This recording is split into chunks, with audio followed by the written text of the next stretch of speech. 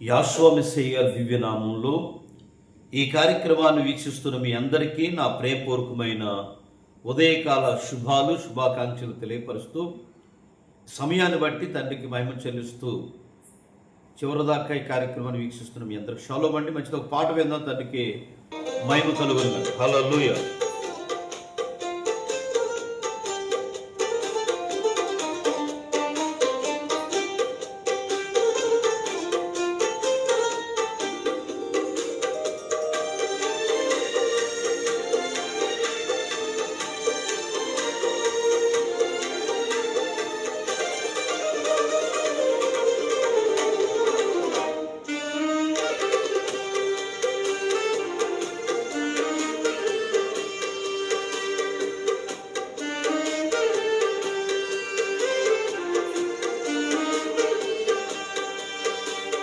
ప్రేమే శాశ్వతమైన పరిశుద్ధమైన పొదరిల్లు,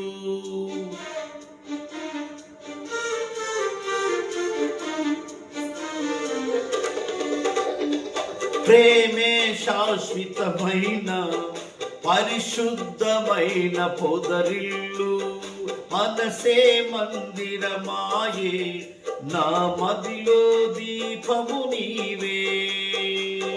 నిన్నాశ్రయించిన వారిని ఉదయించు సూర్యుని వలనే నిరంతరం నీ మాటతో ప్రకాశింపజేయుదవు.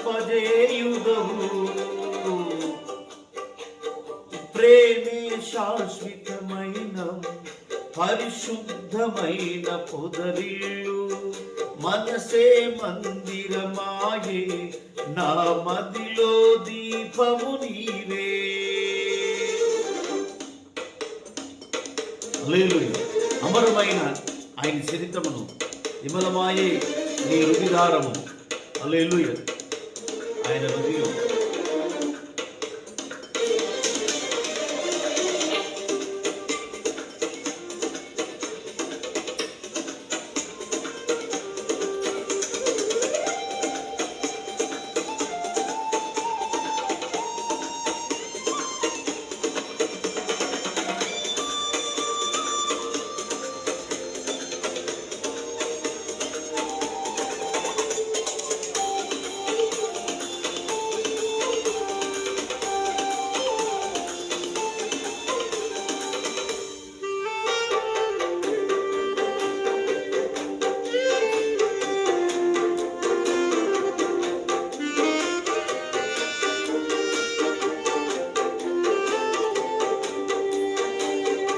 అమరమైన నీ చరితం, విమలమైన నీ రుధిరం, ఆత్మీయముగా ఉద్దేశపరచిన పరివర్తన క్షేత్రం.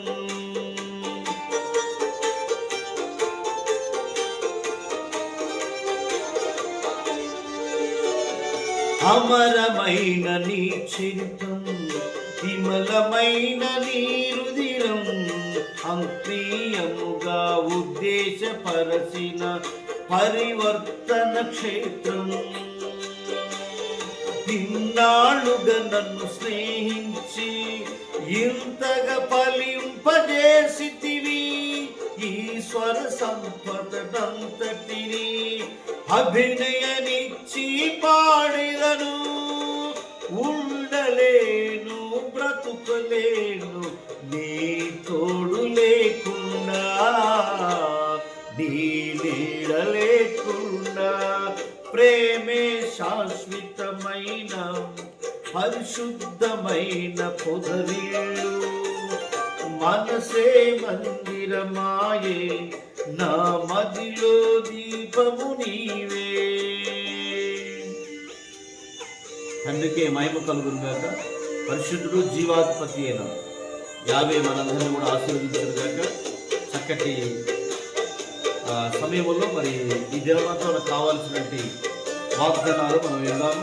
పరమ తండ్రి చేసిన మేలుకి పరమ తండ్రికి మహిమ చెల్లిస్తూ, తండ్రికి కృతజ్ఞతాస్తుతులు చెల్లిస్తూ, ఆయన నిజంగా ఎన్ని కార్యాలు చేసినా, ఎంత గొప్ప కార్యాలు చేసినా పరమతండ్రి మనకిచ్చిన ఈ అవకాశాన్ని బట్టి స్తుతిపాత్రుడు అతి త్వరలో రానయ్యున్న మన పరలోకపు యావేని మనం స్తుతించడం ఎంతో మహా గొప్ప భాగ్యం. కాబట్టి ఈరోజు ఒక శ్రేష్టమైన వాక్య భాగాలు మనం నేర్చుకుందాం.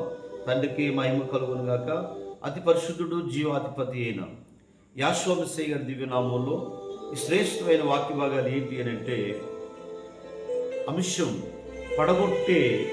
పడగొట్టక వారిని కట్టుదును అని ఆ రోజు ఇర్మియా భక్తుడితో వాక్యం చదివించినట్టు యావే తండ్రి ఈరోజు మనతో కూడా తండ్రి యొక్క సన్నిధిలో ఈ వాగ్దానాన్ని తెలియపరుస్తున్నాడు. ఇర్మియా గ్రంథం 24వ అధ్యాయం 6వ వచనంలో ఈ శ్రేష్టమైన వాక్య భాగాన్ని మనం నేర్చుకుంటున్నాం.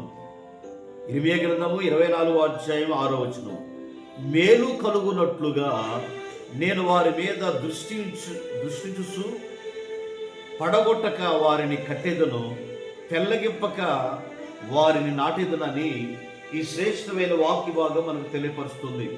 ప్రియ సహోదరి సహోదరులారా, ఆయన కట్టువాడును అని ఆ రోజు ఇజ్రాయేలీలతో మాట్లాడి, ఇర్మియా నేను నిన్ను ఆశీర్వదించినట్లుగా మేలు కలుగునట్లుగా నేను వారి మీద చూస్తున్నాను, పడగొట్టగా వారిని కట్టెదనయ్యా, పెళ్ళగింపగా వారిని నాటెదను అని ఈ వాక్య భాగం తెలియపరుస్తూ ఉంది.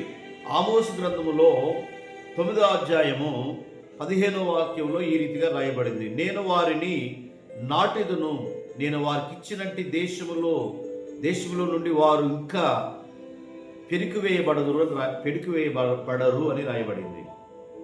వారికి ఇచ్చినట్టు నేను వారికి ఇచ్చిన దేశంలో నేను మళ్ళా వారికి ఆ దేశానికి పంపిస్తాను, వారిని పెరికివేయక వారిని నాటిదును అని, వారు పెరికివేయబడరు అని ఈ వాక్య భాగం తెలియపరుస్తుంది. కారణం ఏంటంటే పిల్లరా, నేను వారిని నాటిదును, ఎప్పుడు దున్నని బీడు భూములు వారు దున్నుదురని పై భాగంలో రాయబడి ఉంటుంది. నిజంగా ప్రియ సహోదరి సహోదరులారా, ఈ దినం ఎవరైతే బాధల్లో కష్టాల్లో రకరకాలైన ఇబ్బందుల్లో ఉన్నారో, ఏరే దేశాల్లో ఉన్నారో, అనేక ప్రాంతాల్లో ఉన్నారో, వారిని మరలా మీ దేశాలకు నేను పంపిస్తాను. ఆ దేశంలో ఎప్పుడు దున్నని బీడి భూములు దున్నుదురు, ఎప్పుడు ఎరగని యొక్క మేలు మీకు ఇచ్చేదను, నేను వారిని నాటెదను, నేను వారికి ఇచ్చిన దేశంలో వారు ఇంకా ఎవరు కూడా పెళ్ళగింపబడరు అని రాయబడింది. ఇర్మియా గ్రంథము 31వ అధ్యాయం 28వ వచనం, వారిని పెళ్ళగింపకును విరగగొట్టకును నేను ఇలాగూ కనిపెట్టి ఉంటినో, అలాగనే వారిని స్థాపించుటకును నాటుటకును కనిపెట్టి ఉన్నాను అని ఈ ఇర్మియా గ్రంథం 31:28లో మనం చూస్తున్నాం.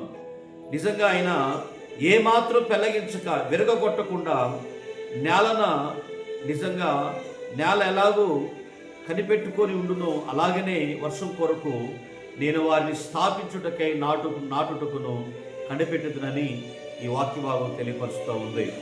ఈ సహోదరి సహోదరులారా, మరొక మాట రాయబడింది ఇర్మియా గ్రంథం 1వ అధ్యాయం 10వ వచనంలో, విరగొట్టుటకును కట్టుటకును నాటుటకును నేను ఈ దినమున జనులను మీ మీద రాజ్యముల మీదను నేను నిన్ను నియమించి ఉన్నాను. ఇర్మియా, నువ్వు ఏమాత్రం కంగారు పడబాకయ్యా, ఏమాత్రం నువ్వు బాధపడబాకయ్యా, ఎందుకంటే నేను రాజ్యాల మీద అధికారాన్ని నీకు ఇస్తాను. హల్లెలూయా. నువ్వు నాతో ఉంటే, నేను చెప్పిన మాట వింటే, తల్లి గర్భంలో పిండముగా నిన్ను ఏర్పాటు చేసుకున్నాను. కాబట్టి ఇర్మియా భక్తుడిని శ్రమల్లో, కష్టాల్లో, బాధల్లో, కన్నీళ్ళు ఎన్నో రకాలుగా శోధించినప్పటికీ కూడా ఇర్మియాతో నేను కట్టుతానయ్యా, నేను ఆ దినమున నిన్ను రాజ్యాల మీద నేను నియమించి ఉన్నాను, కనుక నువ్వు రాజ్యాలను వెళ్తావని చెప్పేసి రాయబడింది. 42వ అధ్యాయం ఇర్మియా గ్రంథము 10వ వచనంలో, పడగొట్టుటకు నేను మిమ్మను స్థాపించను, పెళ్ళగింపక నాటెదును అని రాయబడింది. ఎప్పుడు కూడా నేను ఏం చేస్తానంటే, తన రాజ్యంలో కట్టడానికి, ఆ రాజ్యంలో మీరుంటానికి మీరందరూ కూడా ఏర్పాటు చేసుకున్న ఆ ప్రియకుమారుని రక్తం ద్వారా నేను స్థాపించాను. ఈరోజు మనమందరం కూడా ఆయన సన్నిధిలో, ఆయన బిడ్డలుగా మనము స్థాపించినట్టు రక్షకుని యొక్క తండ్రి యొక్క నామంలో ప్రతి ఒక్కరూ కూడా తండ్రి యొక్క మేలు కొరకై నేను మిమ్మల్ని నియమించి ఉన్నాను అని, మేలు చేయడానికి నియమించాను, కీడు చేయడానికి కాదు, పెళ్ళగించడానికి కాదు, ఆయన కట్టడానికి పునాదుల మీద ఒకడు ఇల్లు కట్టున్నట్లుగా నేను మిమ్ములను అపోస్తులు వేసిన పునాది మీద, రక్షకుడు వేసిన పునాదుల మీద మిమ్ములను కడతాను అని ఈ వాగ్దానం మనకు తెలియపరుస్తుంది. కాబట్టి తండ్రి, మనందరూ ఈ వాగ్దానాలు దీవించి దినమంతా ఆశీర్వాదకరంగా, మేలుకరంగా మనందరినీ ఆశీర్వదించి దీవించుగా మీ అందరూ కొరకు చిన్న ప్రార్థన చేస్తాను. కృపగలిగిన తండ్రి, పరిశుద్ధుడ, ఎందరైతే ఈ కార్యక్రమాన్ని వీక్షించారో వారిని, వారి కుటుంబాలను, వారి పిల్లలను మీరు దీవించండి.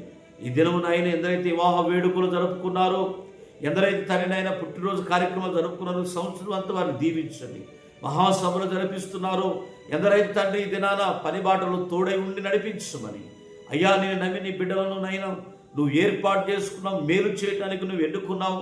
నీ కుమారుడు ద్వారా మీరు ఎన్నుకొని నైనా నడిపించటకు తండ్రి, ప్రతి ఒక్కరిని నడిపించడానికి తండ్రి నాయన మీరు పెళ్ళగించడానికి కాదు కానీ కట్టి నాటుతానన్నావయ్యా. అయ్యా, వేసిన మొక్కలు నాటబడి కట్టబడిన రీతిగానే అయ్యా నేను మిమ్మల్ని కడతానని అయ్యా మీరు చెప్పారు కనుక మమ్మల్ని అందరినీ మీరు దీవించని, వాగ్దానాలన్నీ ఆశీర్వదించమని, చివరిదాకా ఈ కార్యక్రమాన్ని వీక్షించిన ప్రతి వారిని దీవించమని యాషువా మెస్సీయ గారి నామం ద్వారా అడుగుతున్నాం తండ్రి, ఆమేన్. మీ అందరికీ నా ప్రేమపూర్వకమైన షలోమ్ అండి. శుభాలు తెలియపరుస్తూ తండ్రి మనందరినీ ఆశీర్వదించుగాక. ఆమేన్.